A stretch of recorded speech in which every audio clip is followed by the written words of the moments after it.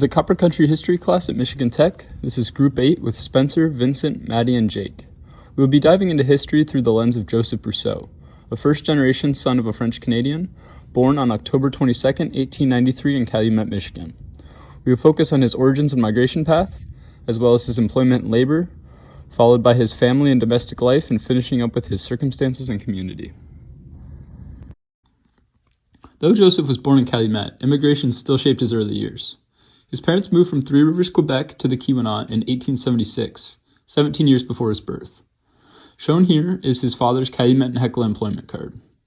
From this single document, we were able to confirm the family's immigration year, learn his mother Laura's name, and identify his father's birth year, 1856. This card serves as a concrete record of the Brousseau's family arrival and early life in the mining community.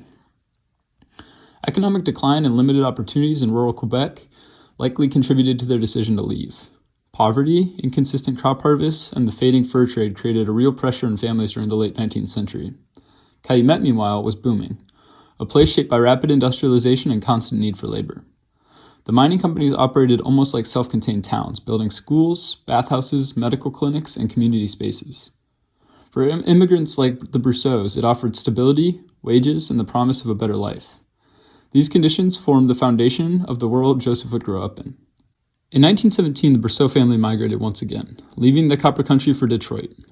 As mining activity slowed and opportunities diminished, they recognized the region's decline and chose to move towards a place with greater economic promise. Detroit was booming with wartime industry, offering steady wages and a chance to rebuild. The move became the second major migration in the family's story, mirroring the same search for stability and opportunity that first brought them from Quebec to Calumet. Once Joseph turned 16, he was old enough to join his peers working at C&H. He started as a coal dumper making $29 per month, or about a nickel and a dime an hour. He worked as a coal dumper for 3 years, and then one November they forced him onto the labor crew to help shovel snow off the tracks during the 1913 White Hurricane blizzard. This is where his disobedience started. He became sore and tired and was reprimanded for refusing to work. He also seemed to have caused a ruckus in Lake Linden the night before, leading him to possibly being hungover from drinking and sore from bar fighting. Because of this misbehavior, he was permanently lost from his coal dumping job and was kept on the labor crew with his brothers and father. 4 years later, in April of 1917, many of the men working for C&H were sent to the other side of Earth to fight in World War I. Joseph was not one of them. Instead, he stayed working covering jobs of drafted men. He was switching jobs every few months to make up for the declining workforce. After 6 months of covering odd jobs at C&H, he found work elsewhere as a shipbuilding laborer in Duluth, Minnesota, on the western shore of Lake Superior. This is where he most likely found out that industrial transportation sectors were paying higher wages than his mining job back home. Once World War I started to end, Joseph decided to make the move home to Calumet and reunite with his family. It's likely he talked about his experiences working in the larger city with rapid industrialization. He surely tried to convince his family to make the move to the up-and-coming city of Detroit, where the same industrialization was taking place on an even larger scale. The Motor City was growing rapidly, and jobs were paying better than the mines in Copper Country. Joseph moved to Detroit to work again as a shipbuilder laborer for 6 months before coming back to the Copper Country one last time to convince his family to move. This time, they took his word and decided to move to Detroit together, leaving behind the mining town of Calumet, where they had previously moved for the same reason of starting a new, prosperous life. Joseph was a part of a large family. He lived with his father, George, and his mother, Laura, as well as his 3 brothers, George, Fred, and Louis, as well as his 2 sisters. This family seemed to be incredibly close as they moved as a whole familial unit from Calumet to Detroit, where they continued to work together. Before moving to Detroit, the family resided at 3924 6th Street, Calumet, Michigan, during the town's peak. This address places the Brousseau family in the heart of Calumet with easy access to the mine as well as a wide variety of entertainment and retail options. Downtown Calumet contained the Calumet Theater, which opened in 1900 and could provide live shows that Joseph likely attended after his shifts at Calumet and Hecla. There were also multiple bars, a pharmacy, a furniture store, as well as cigar shops. There was a general store where groceries and necessary items could be purchased. According to a general store credit log from 1907, to create a typical roast dinner using 3¼ pound roast at 40 cents, celery, onion, and cabbage each for 10 cents, and 3 pounds of potatoes for 25 cents. This brings the total dinner price to 95 cents. This was likely not a typical dinner that the family was eating on a daily basis, as this is a pricey meal for the time.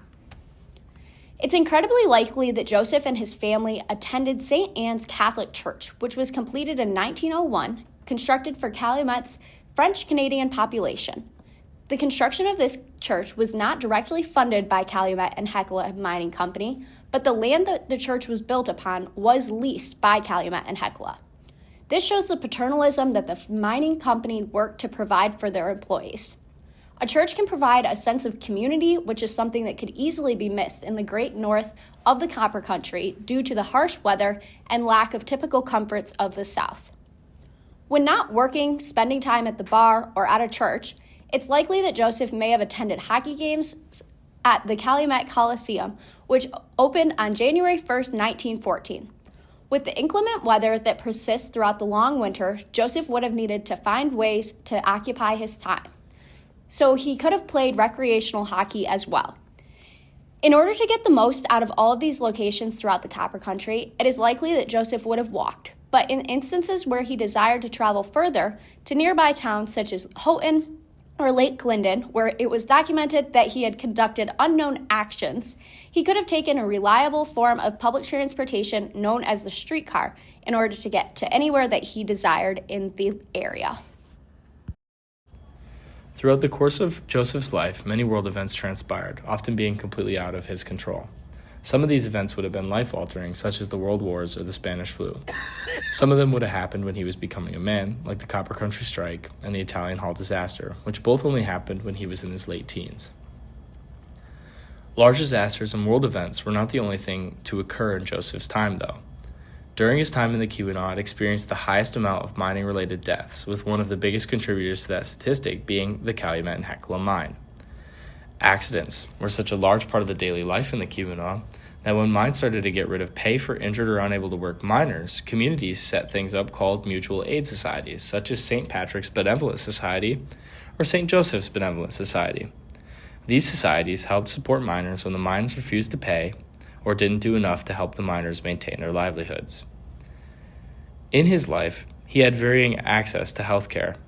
When he lived in the Keweenaw working for Calumet and Hecla, he would have likely either gone to the Calumet and Hecla Hospital or the Tamarack Hospital, with the Tamarack Hospital being built in 1901.